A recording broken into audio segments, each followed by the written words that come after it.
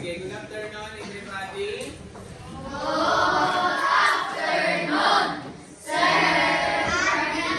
Okay, so this afternoon we are going to discuss about seismic wave. But before we start with our topic, let me ask you about previous topic. What is an earthquake? Yes. Moving? Pwede man ilunggo ah. Moving of what? Grass? Grass. Okay, moving of grass. Coordinate. Okay, very good. Magkabuyong sa it is very simple explanation about earthquake that any vibration of the grass is considered an earthquake. Okay? So what are the two types most common earthquake? And tectonic earthquake. What are the differences between the two? Ano tinalain sa two? When you say volcanic, what does it mean? Volcano. Okay. Any activities or earthquake related to volcanic activities considered as volcanic earthquake. How about tectonic earthquake? Amo lang dyan, wala nag-hands up. Pia. Tectonic. It is water. Dalon sa tubig. What else? Do not. Sa dalong sa.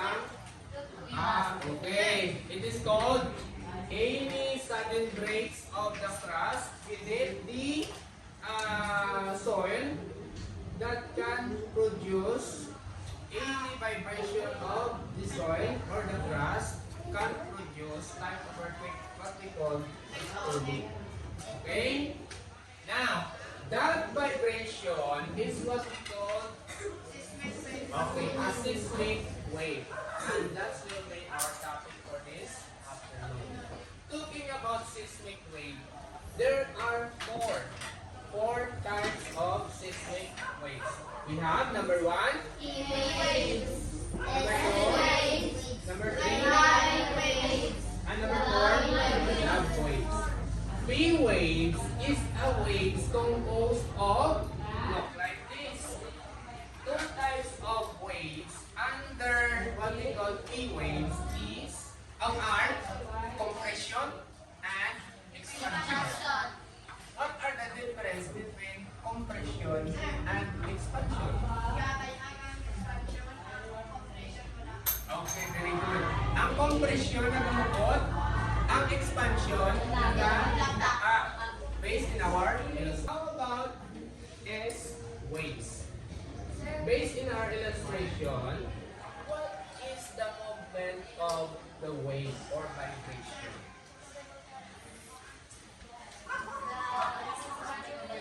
Gagabalon, what else? There are words here. Left, right. Meaning to say, ang iyang vibration or ang iyang seismic wave is from left to right or vice versa. Basta nagabalik-balik siya. Meaning to say, naga-side by side ang movement sa iyang seismic wave. Again, ano nag-produce ng seismic wave? Anong nag-produce ng seismic wave? Ano na name nag-produce ng seismic wave? Earthquake. Ang vibration na gina-produce sa earthquake, tinatawag na seismic wave. Now, meaning to say, compression and expansion of the crust. While in S wave, it is an observation of the crust that the movement of the crust moves side by side from left to right. Tingala mo intro kung isa. Yan. How about ang relay wave? Yes, there are up and down. Tingala mo ito kapag palit ng multa. Pag nagkakulutakilin. The real life wave. How about this one? Love wave. Okay. It is a combination of this wave and a real life wave. May upward, downward, at the same time may side by side siya na. Okay? So, let us perform that. Okay, somebody Celestino dito pa sa punta sa slinky. This is called slinky. Okay? Galang ngayon. Okay. Now, observe. Observe. Let's say for example, ay natabo sa akon ang linaw. Diri sa akon kamot. Sa area kani nga natabo ang linaw, anong ganun tanong? Starts with letter F. Focus. Focus na. Pag may naglumpag diri nga class, what will happen? It will produce seismic wave. Di makadto at any direction. Now, observe what will happen. Hindi po Yes, hindi pa po yan. Upon sudden break of the class, what will happen? Uyog. Ang muna siya, expansion and compression na kapanto na sa iya. Meaning to say, hindi na ito po ang focus or ang earthquake ang hinog, nag-silent. Kita nyo may ikit na part, dasing lang, same na siya. Now, ini siya, ang panawagan na is distribution of energy. Here is the source, or what we call this, the focus. Dili na po ang earthquake. And then, ang energy travels away from the source. As it travels, energy becomes bigger. Dili sa natabo sa focus or sa source, ang energy is stronger.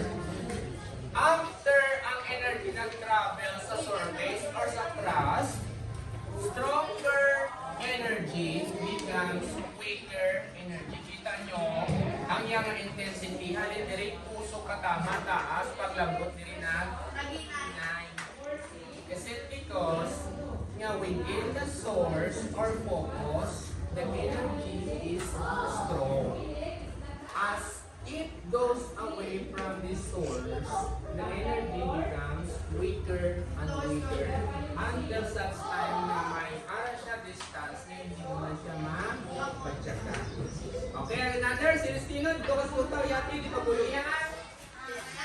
We will execute is waves. Okay? Right, take a look. Something nga. Something nga sa salog. Something nga. Ano ganang direction sa is wave? Left, right. Oh, left, right. Meaning to say, hindi pa yoga lang yan, lang. So, kung siningon, nag-ano, dito siya wala naman yung nakalapot. Diba? Dito sa akong basko. And that is called same principle. At the source, energy stronger, and then as it goes away from the source or move away from the source, then it will become weaker. Okay? Again, Celestino. Dari kita sa relay. Okay, number 3. Dito ka sa pangkasang kalahit pa po yan. Okay. Ang relay wave, ano ganit? Up, down. Okay, take a look. Zero. Ito ikutang lang na. Okay, tingnan. So meaning to say, there are specific distance. Kaya kung sila makalapot ng ang wave, makalapot siya na. Gaman. Nagagawin niya ang energy, samtang naga. Any question? Okay. Now, how about this one? Love waves. Love waves is a combination of upward and sideways. Can we perform that? Of course. Again, dito ka sa punta. Okay. Are, tanong ang maling direction sa waves. And solved. We have, wait, heart siya na pa-heart, diba? Ito naman, may pataas siya, and then may pataas siya. Yung pataas, ulit ka, it is called any question? Okay, so we're gonna sum it up. Okay, again. So as link A, you can go back to your seat. Okay, as link A, this is